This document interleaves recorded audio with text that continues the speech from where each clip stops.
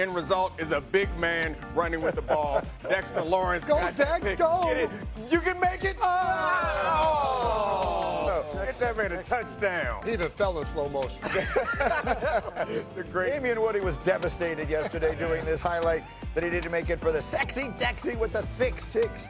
But the spectacular player. All right, that was awesome. Graz, what did you see this weekend that was awful?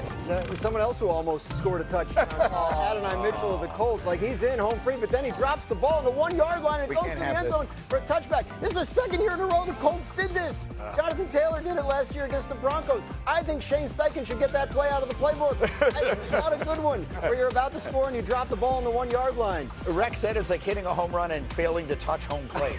It was such an incredible play, too. Like, the athleticism is just such an awesome right play. there in the game with the ramp. Finally, J-Mac, what was awkward? This right here, I mean, Liam Cohen was all right, so you wanted to talk that trash during the course of the week. Don't come over and shake my hand, but you gotta admire the strategy. He started talking once there were people in between him and Robert Saleh. Offensive lineman. Know your matchup. Me and Robert Saleh, not a good matchup. I'm going to go ahead and back on out of this one. Yeah, we don't have to play it for you. You may have heard it. We have to bleep all of it anyway. The bottom line of it is they were just back for more. They were just cursing at each other. Yeah, that's probably not a fight Liam Cohen wants a whole lot of. Okay, so that was awesome, that was awful, and that was awkward. Sort of falling more into the awful range would have been the Ravens and the season that they are having. Lamar Jackson is hurt. The team is 1-3. Yesterday, John Harbaugh said the hamstring injury that Lamar suffered will prevent him, or did prevent him, from returning to the game against the Chiefs this weekend. And so the question becomes, Dan Graziano, when does he come back? They have back-to-back home games followed by a bye. Yeah, look, they need more information. My understanding as of yesterday was they weren't sure how much time, if any, he was going to miss. Obviously, it's a possibility he has to miss this week, but I think they want to see how the injury responds to treatment and any activity they give him here over the next couple of days. We should know more today, tomorrow. Sal, you were making the point that the Bengals imploding, whatever, forgetting how they do, they're no longer a serious consideration. The Steelers, who I think many of us still question, the Ravens still have a chance to play themselves back into this, but the quarterback injury sort of throws a monkey wrench into the whole thing. It does, but, they have the pieces, I think, within the coaching staff and personnel. If they can get healthy defensively, that's the big if. I think they're in a position where they could be one of the 7 in the AFC. I don't think their season by any stretch of the imagination is over. They do have a tough stretch here. They got to figure it out. I talked to the Ravens right before we came on the air. Dan's right. Getting some treatment today.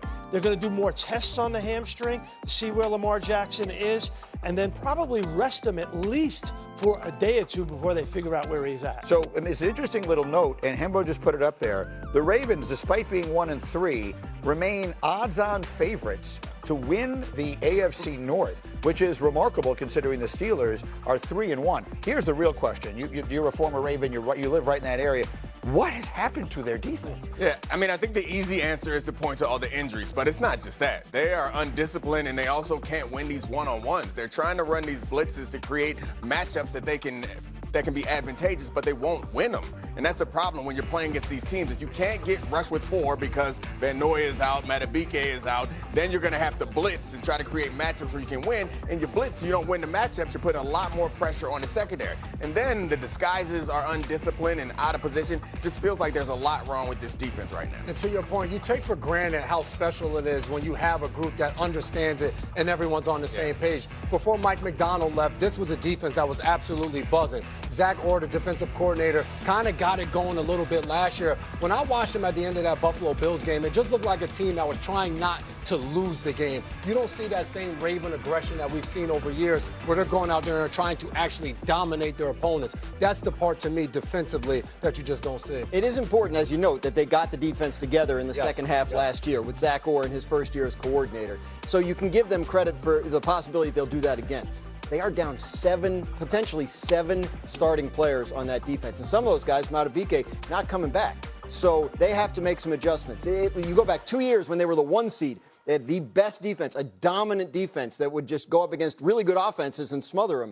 They don't have that anymore. And if Lamar Jackson has to miss time, then it gets out of control pretty quick. They have to stop taking too many chances defensively, and they have to start giving Derrick Henry 22, 25, 26 carries a game, take the pressure off defense, play more alignment assignment football like they did under Mike McDonald defensively.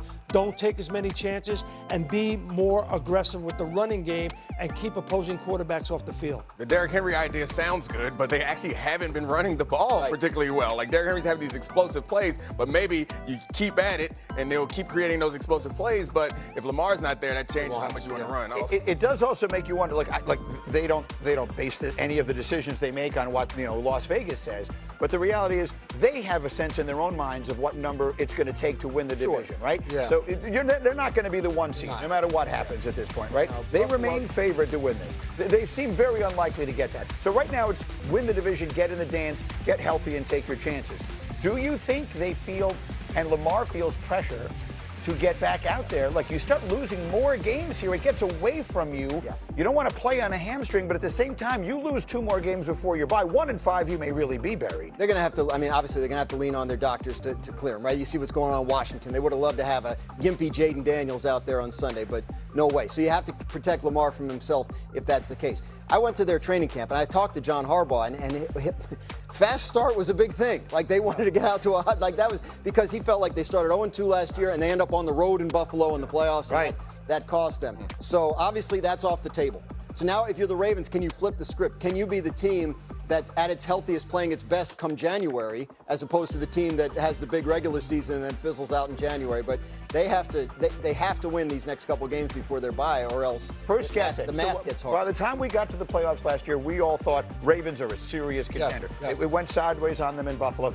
First guess it. Are they going to get back to that this year? I don't see it from where we sit right now. The amount of injuries on the defensive side of the ball, your starting quarterback, who is such a threat when it comes to Derrick Henry in the run game, he's such a threat involved in that as well. With a hamstring injury and with them playing the Texans and then playing the Rams right now, if Lamar's not able to go, now you're asking Cooper Rush to lead this offense that is centered around the abilities of a Lamar Jackson. I don't see them getting back to that level right now. Yeah, getting to that level? No. Will they make the playoffs? I think they'll make the playoffs. And then you hope that Lamar can escalate to the level that he's shown us and they can make a run. We'll continue this. I'm up against the clock, but Sal made a good point in our meeting. We'll make it again. There are sneaky good teams all around the AFC. Like, just getting in as a wild card from that division may not be as easy as it used to seem. We'll get to that. But first, we got to put Sal to work in the area he knows best. The Eagles are rolling. This on a 3rd and 5, takes it himself. Oh, yeah. Bo Nix is a great athlete. Sometimes you forget it, but he's not going to let the Bengals forget it on that play. Meanwhile, the Bengals' frustration is going to start to show.